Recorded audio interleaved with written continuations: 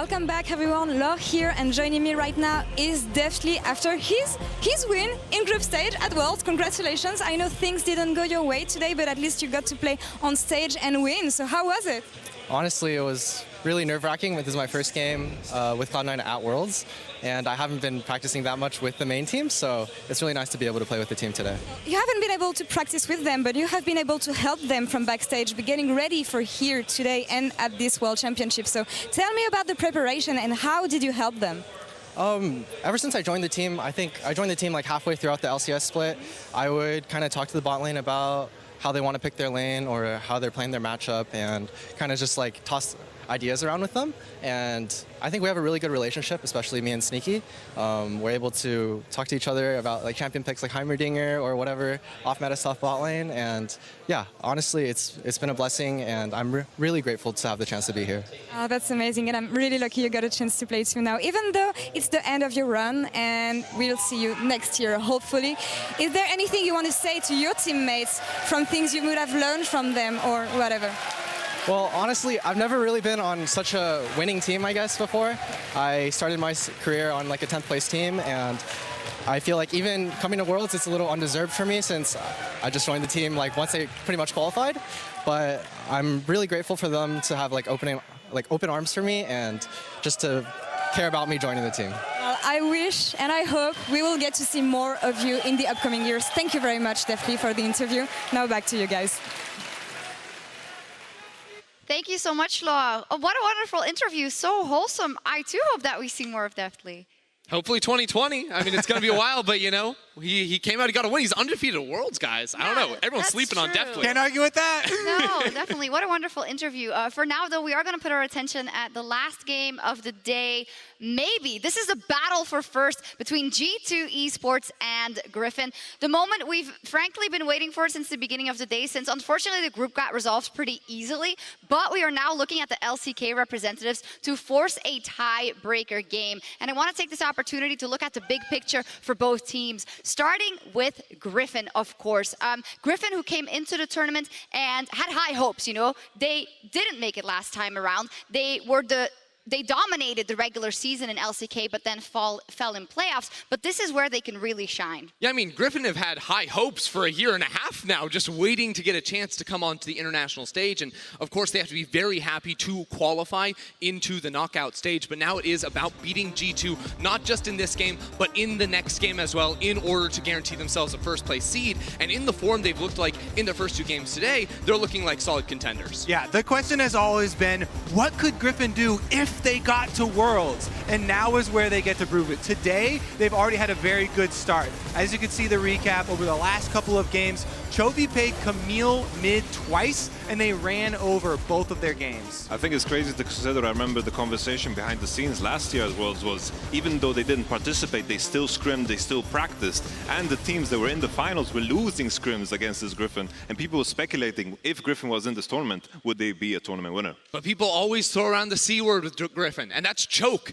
They're always like, will they choke in the finals? Do they choke in high-pressure situations? We've seen them lose to strong teams in the past in those high-pressure moments. This is a time where if they win these two games, they could just throw those, you know, misconceptions away. I mean, that is a great point, but it is a tall order. G2 has been playing very well as well. And when we look at G2, they can go 6-0. That will be the first time a non-Korean team goes undefeated in groups since the introduction of the current Worlds format. Samsung White in 2014, SKT 2015, Longzhu in 2017, and G2 in 2019. Look, G2, they do it their own way, because it's not the clean, calm, cool, macro approach where you choke out their opponents. They come in, they play fast and loose, and I think that's the most refreshing thing to see. Yes, the inconsistency will worry fans of this squad, but the fact remains that as MSI champions coming into this tournament, they look incredibly strong. Now, I want to go to Yamato because I know he had Griffin to win this last game, even at the beginning of the day. After all that transpired, how do you feel about this matchup now?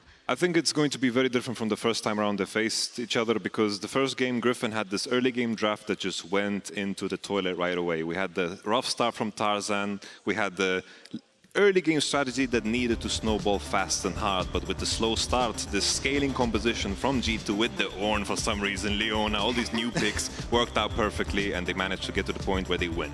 Yeah, it was funny afterwards because Mickey talked about how he's not even a very big fan of Leona, but that proactive playmaking with Jankos Elise and his Leona constantly going around the map and finding those picks. I would like him to pick that over Blitzcrank, you know, just going off that last game, but it's all good for me. He was His Leona did not look good either. Well, what are you saying? I'm saying that Mickey has had some happy games this tournament. Okay, and that is of course the question. I think if we look at both teams and kind of their route so far, I think if there is one game in the group stage where we're going to see both teams turn it on heavily, it'll be this one and possibly the tiebreaker. So some of the matchups I want to talk about, starting in the mid lane, Caps versus Chovy. Now Chovy had an incredible day so far, but Caps' numbers and his play on the Rift have also been nothing to mess with. Caps is putting forward his best international performance ever, and obviously we have to see how he can continue this going into the knockout stage. But you just look at his stats. This is a new look for Caps, where he is dominating all of his games, but not just popping off. He takes smart decisions, and that's why his stat lines look so ridiculous. It's also important to point out the last time they faced each other, Chovy did in fact get a solo kill, but it was because of the matchup. Yeah, the Irelia into the Orianna. Now Chovy has kind of shown his style again that he had in the regular split as well. Just play melee champions over and over, and now Caps is going to be more prepared coming into this matchup. And you have to look at the 2 versus 2 around mid lane as well, because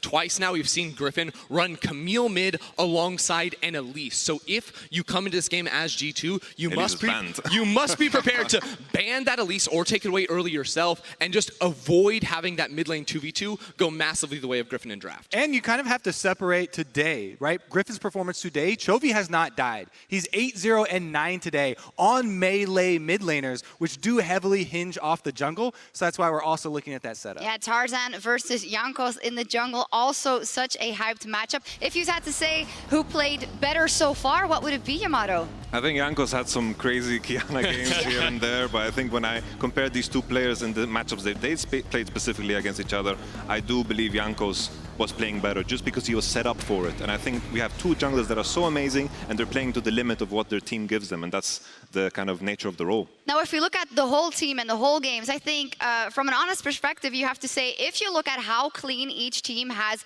closed out or played the entirety of the games, you would have to edge it out to Griffin for a bit. But the question is, what a different matchup we're going to see here. Look, Shox, I said at the start of the day, my vote is going to be on G2 in this game. I think if you look how they played throughout this entire group stage, they must be the favorites coming into this. They smashed Griffin the first time they played against each other, and I think we're going to see that just run it straight back. Yamato, it was Griffin at the beginning of the day. It's still going to be Griffin, but for very specific reasons. Very specific reasons. Yamato! I think G2 is going to take first in this group for a very clear reason, because it's hard for to imagine this G2 getting away with getting a 6-0. I think that's just so hard for me to imagine. They've shown some progress today in terms of playing a bit, you know, a bit safer with the Kayle picks and so forth, but I think Griffin's going to take it and then G2 take the tiebreaker. Don't be bullied by the crowd. You can give your analysis Come at as me. you think it is. We're going into picks and bans. I'll hold him! What's your prediction? We're going into picks and bans. I am going to have to go with G2. I think that sword in the top lane is going to be a liability, and G2 are going to take advantage. My man. Let's see what happens. A win here would secure first place for G2, but it'll be a very tough challenge against a Griffin on form. Let's see what happens.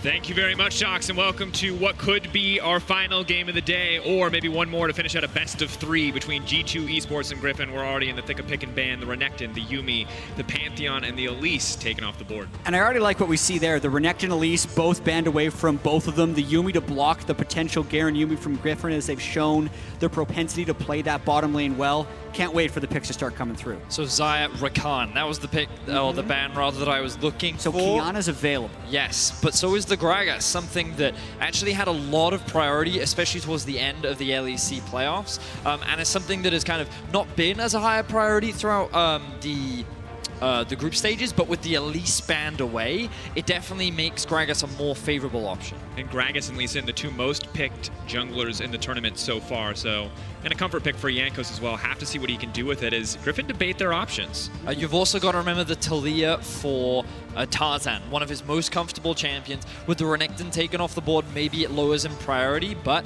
I can see it being a pretty good matchup into the Gragas jungle, especially in the early game.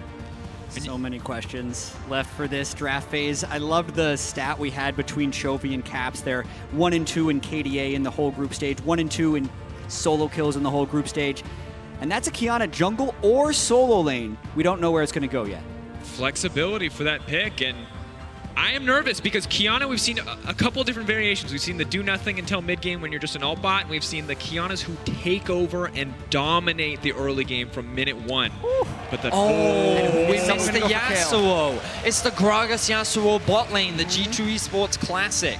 They are going to lock in the Kayle as well. You would imagine for now that it is going to go into the mid lane, but there's still a lot of variation left for this G2 roster.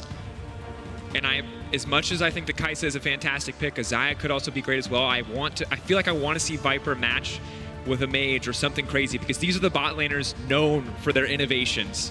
And if we saw, I'll hold that thought. The Kayle does get locked in, and that's gonna be a fine pick, but difficult up against the Yasuo.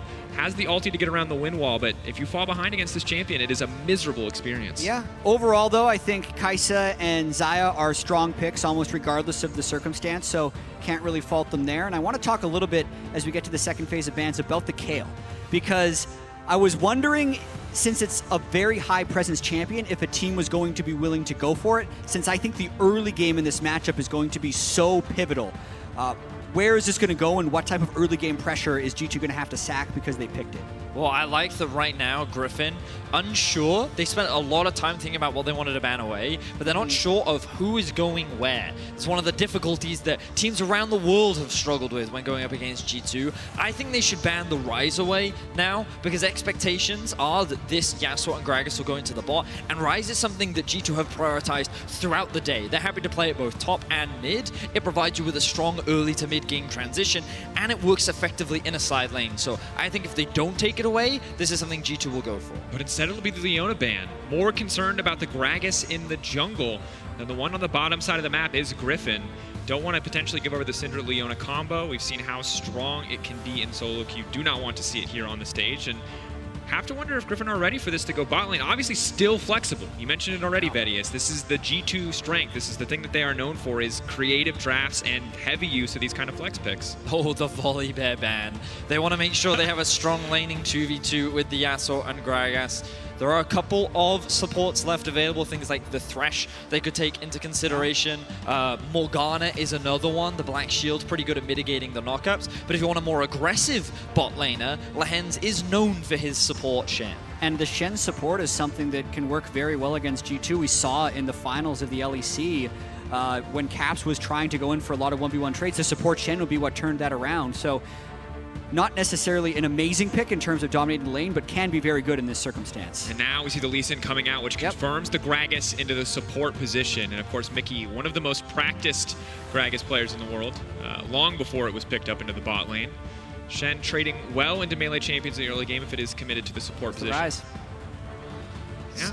Don't opt to ban it away, Vedius, and there it is. They've showcased the priority for it throughout the day. It doesn't surprise me that they want to try and grab it. My question is, which lane do they want to try and put it into?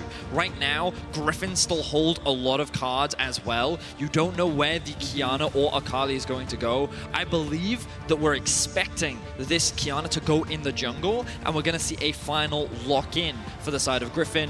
And what other champion could it be other than Swords Jayce? He's known for his Jayce and his Aatrox. These are the two champions that he played the most throughout the competitive year, and it looks like that it's going to be going into his hands.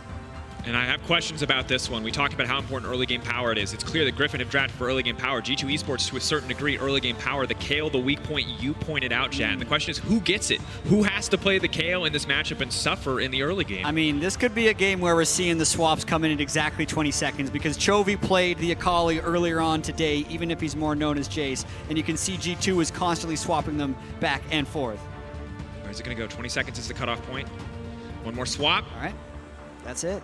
Wunder going to play the Kayle, can still swap in-game, can still go to mid lane if he wants to. So I tend to like this bet from G2, that Wunder will be able to withstand Sword and Tarzan, because Sword and Tarzan have been ridiculously inconsistent in the early game. Even the very first time these two matched up, they couldn't get in sync for their Renekton Talia gank on Wunder. So putting Tarzan's attention towards that top lane, or even if Wunder dies, he'd still outscale, I think is a smart choice by G2. And G2 on the cusp of a perfect group. Can they do it? We're going to find out.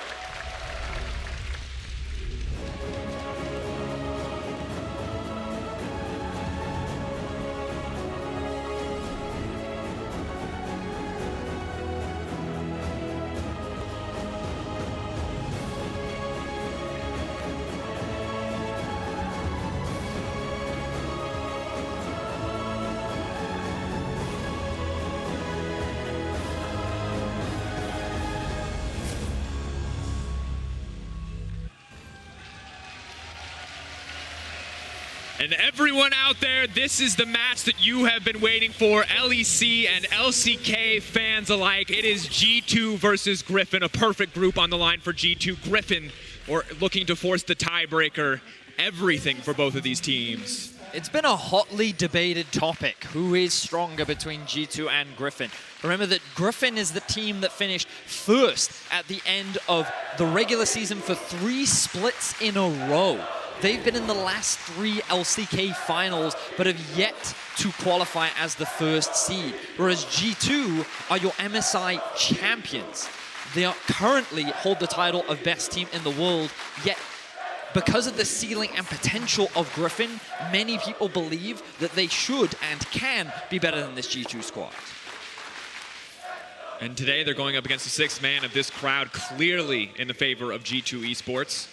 And now we keep our eyes on the early game. Early in the tournament, the story was aggressive level 1s from Griffin, but this time around, it's different. Today, they have been much more patient, much more reserved in the early game, and it is just going to be a standard start for both teams as Qiyana will opt for the red buff, and a similar story for Gragas on the bottom side. And a pretty healthy pull by Sword for Tarzan on this red buff. Thinking about the Qiyana jungle, it is something that can fall behind if the early game doesn't go well. We saw it from Jankos when Jankos played Qiyana jungle against Cloud9 in the first half of the group stage. So a healthy pull, giving him into red and Krugs, trying to get him to level 3 as fast as possible for that first game. Yeah, you said it perfectly, Jack. We very much expect Qiyana to do a full topside clear on the red side so that you get that level 3 mark. You can then look for an early gank if you want. She is very potent at that level 3 point. But notice that Jankos as well is actually doing a red into Krugs clear. He's now level 2, and it looks like he's going for an invade.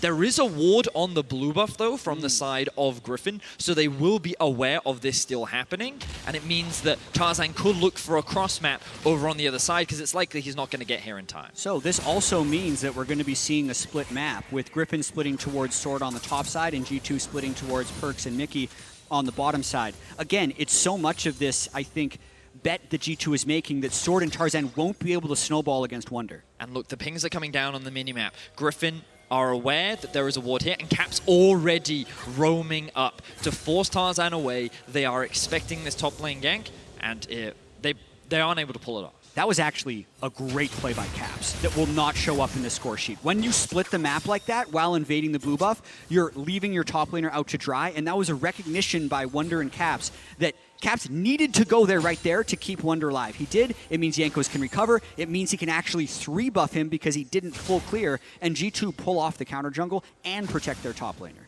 This is the second game in a row that multiple members of G2 have looked to disrupt Tarzan's early plays. In the first game they played, it was contesting camps, giving up their lane pressure to do so. Now it's Caps roaming very early just to make sure that Wunder is safe. So eyes on Tarzan, on the Qiyana, very conventionally considered one of the strongest champions on this patch to get something done. Let's not forget that in the early laning phase, we're expecting Griffin to look to try and play around their solo laners, and you can already see the damage that Chovy is doing in this 1v1 and why he is regarded as such a strong mid laner by so many analysts across the world. Yeah, difficult for Caps, running out of mana very quickly, obviously against an energy champion with Fleet as well, just hard to match here. Looks like we'll be forced to burn an early TP. Hopefully he can get a tier just to kick things off, help him stay a little bit more powerful in the trades to come. Yeah, the early lane for the new-ish Ryze is actually not that powerful. It's more powerful once he's able to get some points in his ultimate and get a few items under his belt. So expect Chovy to be able to push in a little bit back and forth, especially when he hits level 5. Back will not get canceled there. Cap's trying for it, but maybe can force a TP out of Chovy. Chovy should have enough time to get back to lane, but Lehends waiting, hiding in the brush. Qiyana is already leaving, though, and Windwall, of course, can disrupt a lot of what Griffin are looking to do. So what I like in this early game is the amount of respect that is being showed towards Griffin, because... Watch out for the Jankos gank, because Griffin's going to try and shove this in, and Jankos would be here to gank. Tarzan's not there to cover. Tornado's up. Third stack of the Steel Tempest. He's already burned Windwall. Maybe Perkz was hoping to bait them in with that major cooldown missing. But what's important to remember about Griffin is, as a team, they're not known for snowballing through a lot of kills. We've talked a lot about it over the last 2 weeks of Worlds, which is this team primarily relies on control from the jungler and the strong mechanical prowess of their laners to build advantages. And you can already see advantage being built top, advantage being built mid, Miora's bot lane, because he's just reset, he's going to be a little bit behind. But this is how Griffin typically like to play, and what G2 is doing is they're controlling Tarzan. They don't want to allow him to give his laners the control, so they cannot play as aggressively as they often like to do. Yeah, and I think we don't necessarily have a word for the way Griffin plays in our League of Legends dictionary, because they're low kill, but they're not slow. Yes. They apply a lot of pressure through aggressive laning, while Tarzan actually tries to track the enemy jungler. It's getting flipped around on him a little bit here. So Griffin was the best early game team in terms of gold in the LCK, and that was a league that doesn't necessarily contest things early. So I've been fascinated with seeing how it will actually match up against G2 if both teams are playing well. When Griffin tries to apply that pressure for CS and gold advantage, and then G2 fights back. And of course, G2, I feel like a lot of common misconceptions around the early game, the mid game, where they come online, where they are strongest around those first items, and they can use pressure advantages to make big plays. So a passive early game feels fine for both these teams. As we get closer to level 6s, closer to first items, though, you expect, I think, just an explosion of action somewhere on the map. Yeah, scaling is quite an interesting one in this game, because I feel like it's quite close between the both teams. Yasuo is a champion that scales very well the later you get, but Akali is someone that in a side lane can outduel almost every champion in the game. So it feels like that both teams have options to play the split push, play the team fight, and a lot of this game is going to come down to execution. I feel like if I had to give a team a scaling advantage, though, it would definitely be G2. Ryze and Kayle can, I think, both eventually reach a 1v1 point where they'll take down the other solo laner. And that's fair. So I think that would mean that G2 would be okay having this game stay fairly close based on the team comps, and really based on the fact that Kayle hit 6 against a Jayce at even CS. And that was something we talked about so much in the draft. Who would actually sacrifice an early game to play the Kayle? And so far, there has been no sacrifice. And it feels like, once again, similar to the first time we saw these teams, the pressure is on Sword to get something done, to make something happen, to build a greater advantage in this lane, because he will just eventually get outscaled. The Kleptomancy paying off for Wunder right now. He's already started to build up a small advantage in the top lane 1 versus 1, playing defensively. Arguably Wunder, one of the weakest performing players of G2 so far in the group stages. A lot of unintentional deaths, a lot of getting caught out of position. Still offering value to his team and not being an ultimate detriment, but often the targeted focus for many of his opposition in the group stages. It's a similar story to when he played the Vladimir up against Cloud9, obviously having a much better early game, but is always going to be that late game threat, and even if he blunders in the early game, can be a reliable force in the team fights to come. But interesting now, the TP from Griffin. This is the advantage that Akali built earlier, finally paying off. Chovy's aggressive early lane now allows him to get to this objective a little bit faster. Cap's coming in on the backside, but he has to be careful. If they Jankos don't... can steal. Wants to go in. Oh, Jankos get it away. Is he going to be able to get anything else? Baron, ooh, Dragon getting lower and lower. Ocean Drake will go down. Jankos escapes with his life, but well played by Griffin to secure the objective. Yeah, such patience by both junglers there, actually getting the Dragon to reset as Jankos needed to take that Resonating Strike to try and get the execute. So really touch and go play there. Actually, the fact that Jankos didn't die should feel pretty fortunate for him. Now the bright side for G2 is that both Sword and Chovy just used their teleports. Because Caps and Wunder used them earlier on, theirs will be up and available at an earlier state, which means that they can look to try and make a play elsewhere on the map if they want to. Meanwhile, Griffin, they're going to be feeling pretty comfortable getting that early Ocean. It can offer a lot of value during the laning phase. especially if you're going for a lot of active trades in the early on. So someone like an Akali, who's always trying to get into the face of the Ryze, can gain some additional value off the back of that. And as well for a Qiyana in the jungle who might take a little bit more damage, no innate sustain in the kit, to be full health every time she's threatening a gank is very solid to have, especially as we look for level 6s now to start coming in. Obviously, a lot of playmaking potential for both the Qiyana and the Lee Sin, and so far, while there's been a lot of plays, there's been no kills yet. Now, with the Drake going down, Griffin choosing to swap towards the top side, they want to get ahead of the play, given that Perkz and Mikyx are sticking around for another wave, but the Rift Herald has not spawned yet. So there's actually plenty of time for G2 to be able to respond. The question is, will they recognize that Lehends is in the top lane and looking for a kill? Whole team now moving up for a while. Wunder could be in trouble here. Obviously has the ultimate available. The flash taunt is going to connect. Wunder can't just use the ult on himself. He now needs to make it out to safety. His flash not available, but he will retreat, using it to get out. His first blood drops, and Jankos goes down. And that was Griffin having the positioning to be able to try 2 plays at once, because they had kind of abandoned that bottom lane much earlier. He's getting killed. Now the rest of the G2 just trying to force out mid lane, hoping to get some kind of priority to maybe stop or contest this Herald.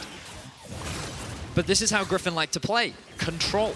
They recognize where they have pressure on the map, and they play around it beautifully. It's a great example of just good fundamental League of Legends. Just understanding where you can move, where you have control, and when the enemy moves into a space that doesn't belong to them, they punish you. And they successfully found a pick onto Jankos, which will now convert into a Rift Herald. And they've also been able to temporarily avoid the Gragas Yasuo death combo. That's where the lane really turns on, is when both of them hit level 6, they go. But by leaving the lane right before then, Mikyx not only is a level 5, but Perkz is down bottom without a teleport. So we saw the gank happening top lane. Jankos was just trying to get the Rift Herald, and it's pretty much just a CC lock by Tarzan, catching someone in the river as a level 6 Qiyana. And we were just talking about areas of the map that you can't go. This is a great example of there was no wave pushing in mid. There was no wave there. Caps was forced to play defensive because he doesn't have information. Wunder gets forced back because of the swap top. So Griffin have all the pieces and tools to control the river. Jankos doesn't respect it. He ends up getting killed, which is why when you're playing at the highest level and you make these small mistakes, both of these teams are very good at punishing you, whereas Griffin does it with small picks and vision control. G2 does it by snowballing and converting it into even bigger fights. And if we think about what that swap got them, in summoner spells on Wunder, he's so much more vulnerable now. His ulti gone off cooldown, and additionally the Rift Herald too. So have to see where Griffin are going to use this to continue to extend their lead. Plates are still up. We'll offer a bit more gold. Lehends waiting in the darkness. They're looking for a pinch on either Mikyx or Perkz. Mikyx needs to get out. Perkz also needs to get out. The wind wall will not stop the Shen from connecting. Instead, they're focusing the isolated target. They're just going to delete him. Jankos thought he had the angle, thought he could make the play, but did not get a chance to do so. Now it's a TP on the top side, but I feel like this cannot be the right decision. G2 now fishing, looking for the collapse. Wunder TPing into enemy lines. G2 may be looking for a play here, but Wunder's just going to drop.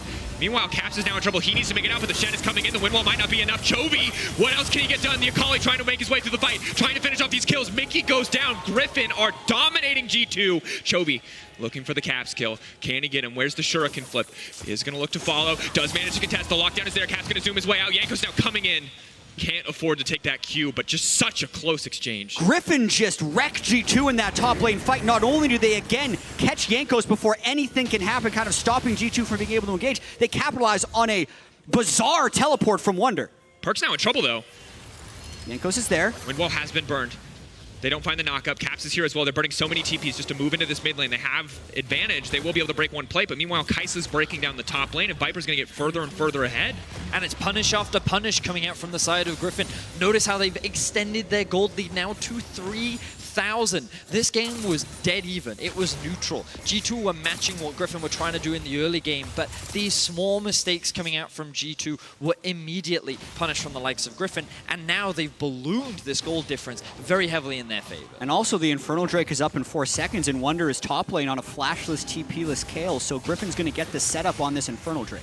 And look at the items that have now been completed. Youmuu's Ghostblade is available for Sword. His TP is going to be available soon, but G2 do currently have control over the river. And Jankos needs to look for a play. He's been the one getting jumped on, but he has Flash, Ult, level 7, and they have Gragas ultimate. So G2 would really want to get a kill here before getting Drake.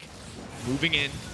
Multiple members. Wunder giving him CS on the top side to do this, but Griffin are not just going to give it up without a fight. Qiyana ult is up, so G2 has to concede river. backing off. Both teams very clearly focused on this Infernal, but take on he's going to go in. Jankos knocked back with a thundering blow. Good play from Sword. That's a lot of damage. Jankos needs to make his way out. Jungler solo. It feels like Griffin now just get priority on the Infernal. Jankos overstays trying to clear a ward. Sword chunks him out. And notice, again, Griffin have control over mid lane. G2 are constantly trying to make these small plays, and Griffin are the team that are coming out on top. And when Griffin is at their best, it's because they apply this type of pressure on you. They force you into these decisions. They get 1 or 2 kills and then turn that into so much more. So they chunk out Jankos, they slowly start the Drake, and it looks like it's going to be conceded over to Griffin. Excellent patience from the side of Griffin. They've played around this Drake extremely well. They've conceded nothing.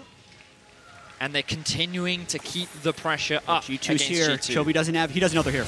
Barrel, now going to go back. That's all the seasons they need. He goes back, he gets kicked out. A good pick for G2. Doesn't make up the gold difference, but it does help them get back in the game. So G2 will find themselves a pick. The gold gap closes ever so slightly as they find a good shutdown. And now they have the Ryze set on the tower. But Griffin want to fight. Shen on the way in. Lehends is going to come to this fight. The knockup may stop more, but it's not going to be enough. Qiyana cutting through the team. Jayce finishing off 2. Sword with the double. And Griffin absolutely massacre Perkz and Jankos as they tried to siege onto the tower. And now it's Griffin sieging. What looked like a bright spark for G2 ends up getting snuffed out by Griffin. Even though Sword didn't make an advantage known in the early laning phase, he is full lethality powered up now with these 3 kills. I think the question will be for G2 is how well can Cap side lane, keep his farm up, keep that best in group stage KD alive, and how well Wunder can scale up, because the early game has been all Griffin. Absolutely has. Incredibly dominant performance. And as we look back at this replay, you can see G2 clean kill, right? Feels good, but as they continue to move forward in this play, it starts to turn against them. And these teams are so good. I just got to credit there. The W actually by Chovy while the cast was in the air, doesn't matter. And then G2 definitely overstays, not respecting the Shen ultimate. That's definitely a learning, I think, from the LEC finals, and this support Shen pick has generated some good plays. And in that what's your move replay, clearly the move for G2 was to stay just a little bit too long, and now we see the power of Shen support, something that I'm not used to seeing. There've been a lot of misses with Shen support recently. And so far it is working out nicely for Griffin. They want to try and force, I believe with a Griffin win here, we will be forced into a tiebreaker game, so they will have to play again in order to fight for first place in this group. If Griffin wins, because G2 will have a faster average win time, G2 would also have side select in the tiebreaker. So in order for Griffin to get first place in this group, you are correct. They would not only have to win this game, but the next one. This is incredibly similar to the situation we saw last year in the IG and Fnatic group, where Fnatic ended up winning 2 games on the final day. G2 is hoping to be IG in this situation and just finish off with a 6-0.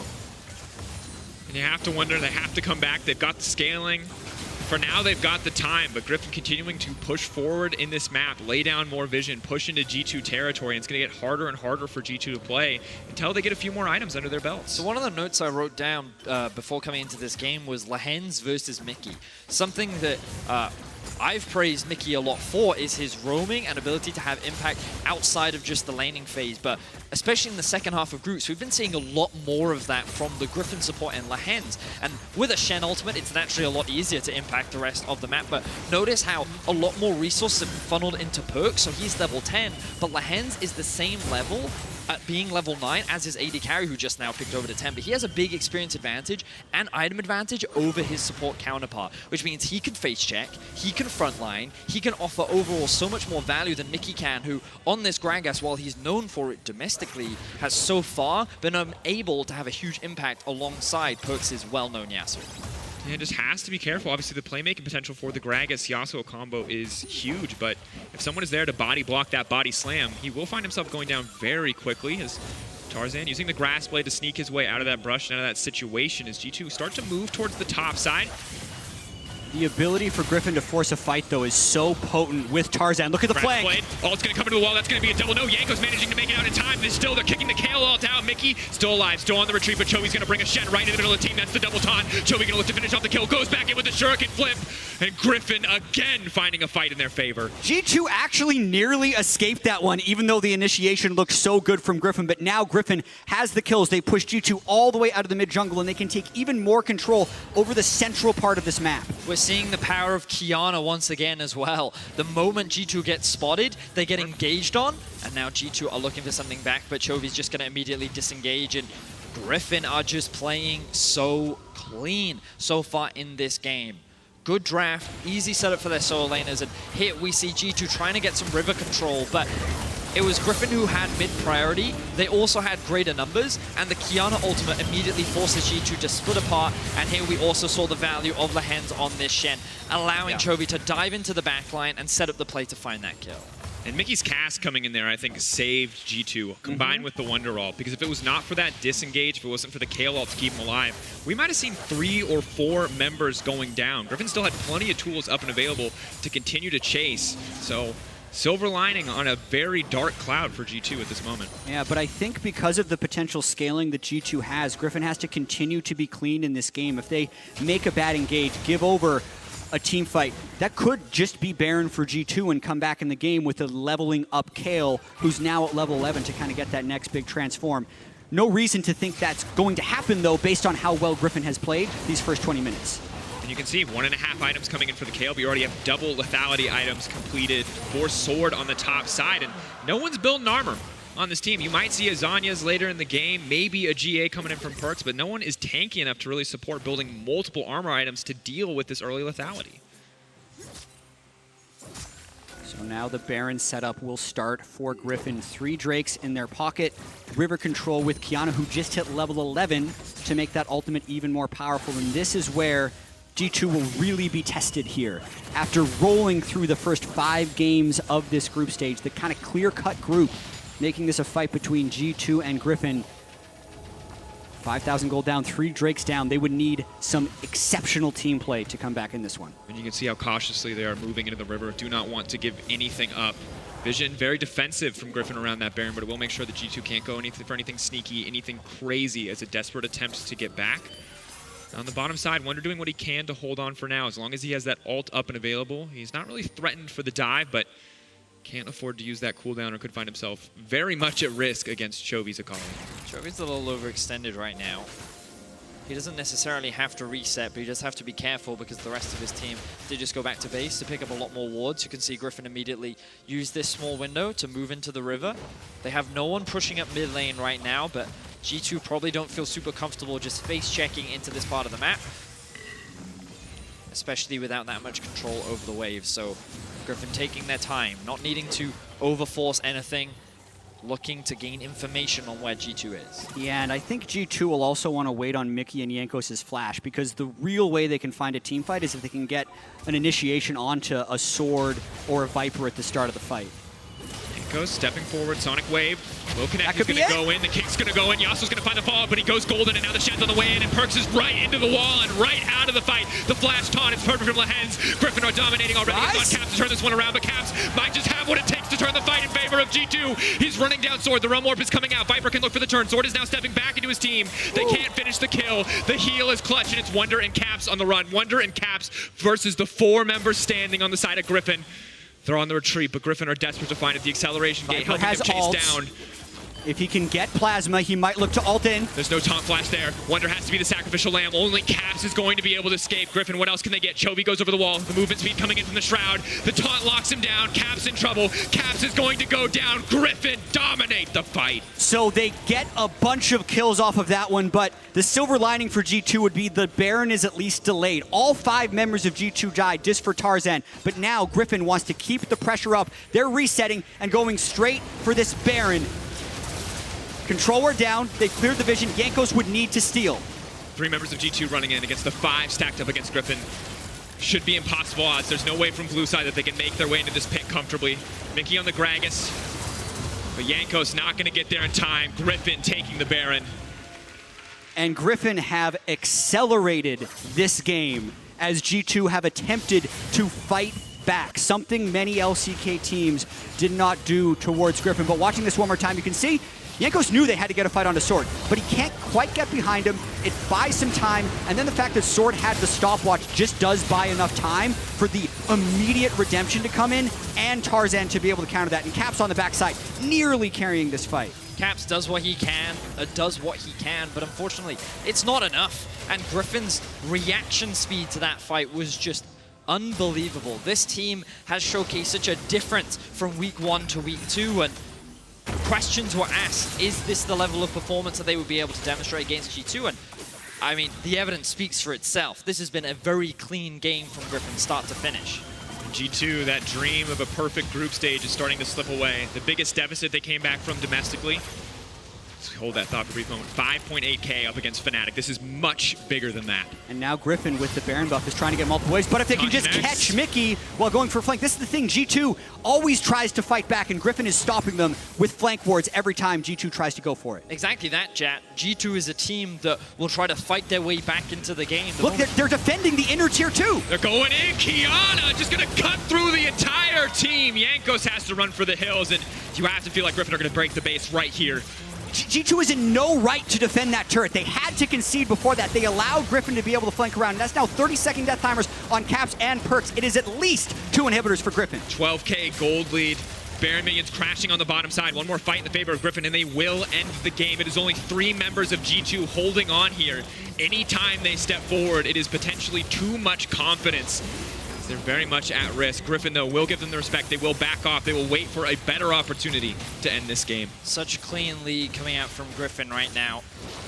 This is what many LCK fans wanted to see. This was the group stage style of play that you see from Griffin. And Jay and I talked a lot about it this game, where their style is, we don't really have a name for how they approach the game, but what you can say is that it is smooth, it is difficult to deal with if they get ahead, and whenever you make the tiniest mistake, they punish you extremely hard. And as Jack was saying, G2 think they can hold this tower. They think that as the 3, they are in their right to defend this, but there's no way. A great no way ultimate from Tarzan sets up the play to allow Griffin to just melt through G2 and secure 2 inhibitors.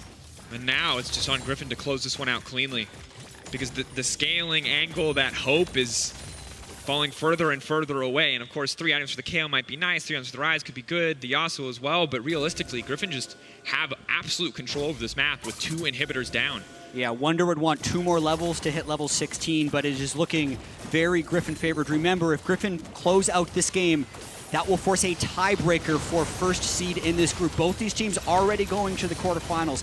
They're fighting for the #1 and #2 seeds. G2, because of average win time throughout the group, would also have side select in said tiebreaker. So Griffin trying to end this one out and then move on to the next game. A long day for both lineups to move into that tiebreaker. And it's easy to say, hey, they've already made it out. Seeding doesn't mean anything. But obviously, when you look at the difference in teams, it could be a difference, and that's going to be it. The Kayle comes out, but it might be a little bit too early. They're going to save Jankos, but what is it going to cost them? As Chovy's in the back line, Lehends is going to be hand-delivered right into the face of Wunder, and he's got no ult to protect himself. But still, Griffin, Viper, diving in, and that's all it's going to take. Cap tries to run for the hills, but the plasma stacks are going to be enough. Goals golden. They're going to step forward. They're going to look to body block. They're going to protect their AD carry, and Griffin, they're going to end the game. They're going to deny the perfect group for Europe. That's a right only Korea has. And now Griffin will move on to force the tiebreaker for first seed.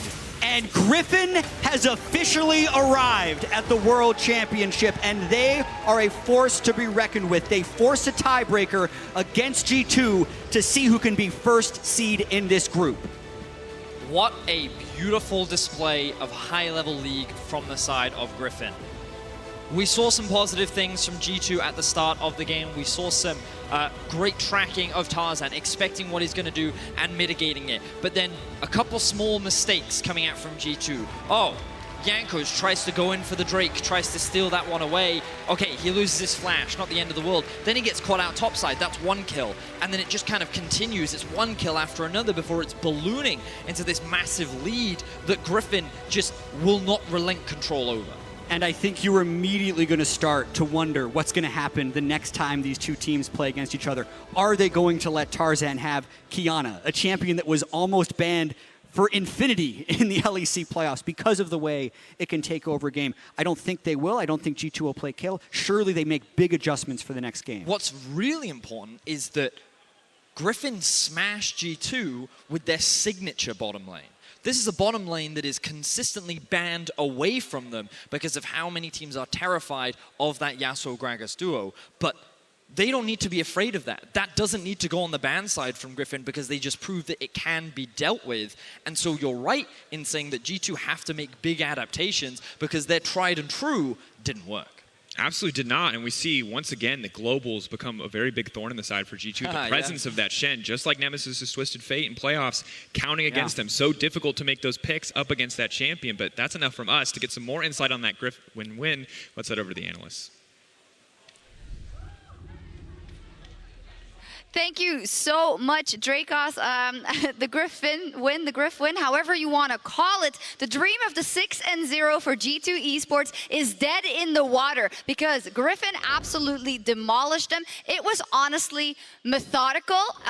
You did vote for G2 Esports. How shell-shocked are you right now? I mean, I'm still reeling a little bit right here because it wasn't even like it was a happy game for G2. Griffin just came in and beat down G2. Yeah, Yamato did have the right call. Can you repeat why you thought that Griffin was going to take this game particularly, not necessarily the tiebreaker, and what you saw in the game to prove that? I think in this particular game, we saw clearly that between these two teams, they're so good at mid-game, late-game. The moment one team gets a lead, I don't think both of these teams are going to let it go. I think first time we saw them face each other, we saw a draft that was very poor from Griffin that left them with very little options after that poor early game. So we didn't see anything. And throughout the day, I feel like Griffin has come in more fiercely, more fearsome in general when it comes to these matches. And I think the big part here when I look at the draft is that preparation. The Shen pick, something that was so beautiful for Fnatic against G2 as well, worked out so well this time too. And the Shen was just all over the place and G2 didn't know how to deal with it. I know you guys were discussing the fact that it had Aftershock and Domination and then the Flash and the Ignite in lane. First you weren't convinced, but you changed your opinion quickly. Yeah, it was interesting because, you know, usually you see the Hex Flash taken on the Shen for that added extra range, but we were thinking maybe against double melee, you're not looking for that type of a play. So going into Domination for something like Zombie Ward is going to be valuable. I also wanted to look at the Kayle pick here for G2 because I know, Yamato, you are not convinced at all on this. We've seen it be good, right? We've seen it come away with wins, but when you have two very solid early game teams, and especially for G2, this team needs pressure to win, and Kayle gives you none early. And for sure, when you think about like the notion that we set forward earlier was early game means so much. The team that heads into mid-game with an advantage is going to win these games. And I think Kayle is just such a crutch pick that works against the teams that are worse. When we look at this replay or this set of replays, I want to highlight the fact that we had a little bit of trouble of just showing how suffocating Griffin can be early, not necessarily by killing you or picking you off, even though that does happen occasionally. But it is a kind of control they exert over the map. Yeah, and even in the early game with strong lane matchups, it wasn't like they were getting the solo kills or even ballooning giant CS leads. They were just holding their own and waiting for the moment to strike. Specifically, you look like at a pick like this Qiyana, very strong post level 6. You see the forces next to Lehends on the roams as well from Griffin. It was Griffin playing a proactive style of League of Legends. It was Griffin always on the offensive, and that has been proven time and time again to be the best single way to beat G2.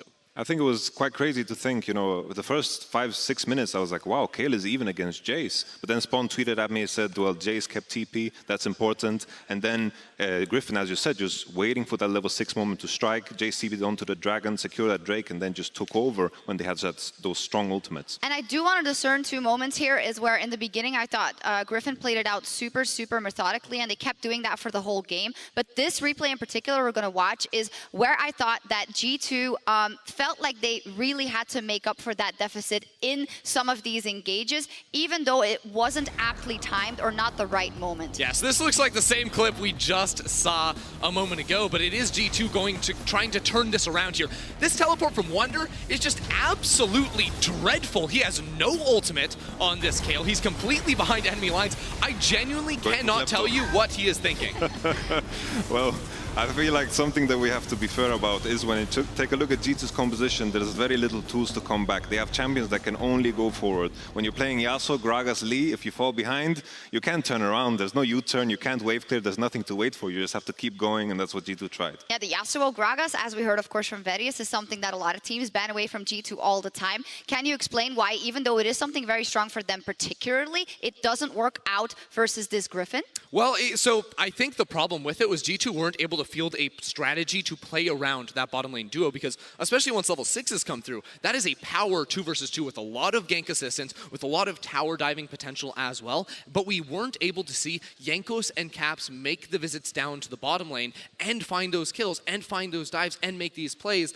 And that's something that needs to change in the next games, because I thought Caps was largely contained here, and that's the biggest strength of G2. Now, some of the question marks we had around G2 were in the LEC, they seemed to roll over a lot of opponents right until they played versus Fnatic and got severely challenged in those best of 5s. Is this now a case of they can't just fight their way 1 versus 1 or 2 versus 2 or skirmish out of these sorts of games against teams that might be stronger? So yes, it's always going to be harder for them, especially when you come onto the international stage. It's going to give you a tougher time. But I think a lot of fixes for G2 can come in the draft phase by taking champions, not the Kayle, that can fight earlier and more often into the game, and then give you the ability to take pressure, because that's what G2 need in order to make wins. It is the pressure that they can then convert into larger leads. For sure, and to continue on this notion is just drop the Kayle pick, remove the Shen as a ban potentially, because Galio, I like the ban because it's the same, the global pressure, and all of a sudden play a snowball game because that's necessary against a team like Griffin. We will see another game of these two teams, but as we close it out, I do want to take a look at the top fight into Baron from Griffin. And I think we have to commend the fact that once they had the lead, they never let it go. They absolutely suffocated G2 Esports, much with the help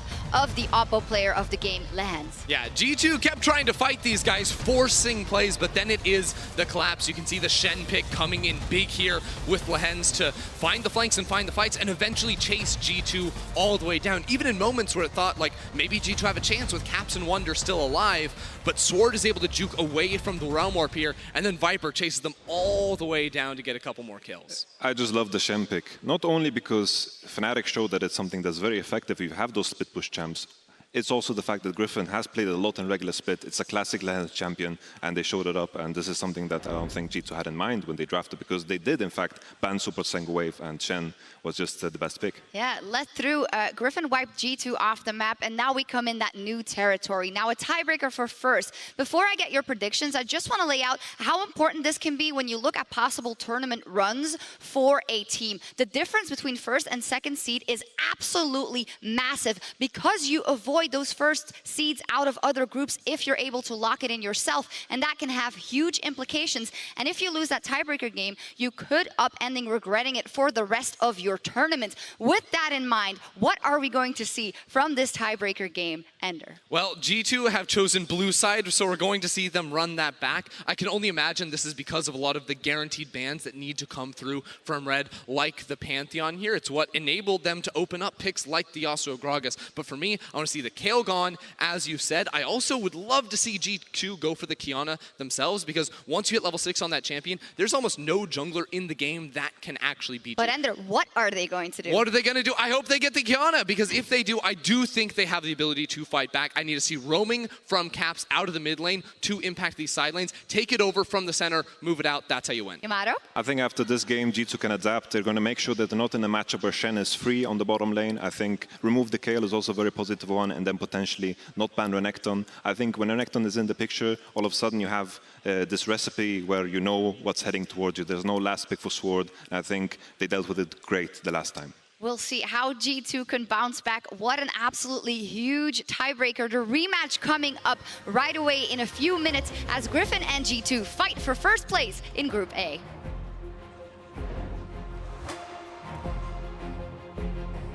He needs to get out. Perkz also needs to get out. The wind wall will not stop the Shen from connecting. Instead, they're focusing the isolated target. They're just going to delete him. Jankos. And now they have their eyes set on the tower. But Griffin want to fight Shen on the way in. Lehends is going to come to this fight. The knockup may stop more, but it's not going to be enough. All it's going to come into the wall. That's going to be a double. No, Jankos managing to make it out in time. They're kicking the Kayle all down. Mikyx still alive, still on the retreat, but Chovy's going to bring a Shen right in the middle of the team. That's the double taunt. Chovy going to look to finish off the kill. Goes back in with the shuriken flip. Perkz is right into the wall and right out of the fight. The flash taunt is perfect from Lehends. Griffin are dominating already. Caps to turn this one around, but Caps might just have what it takes to turn the fight in favor of G2. Will try to fight their way back into the game. Look, they're defending the inner tier too. They're going in. Qiyana just going to cut through the entire team. Griffin, they're going to end the game. They're going to deny the perfect group for Europe. That's a right only Korea has. And now Griffin will move on to force the tiebreaker for first seed.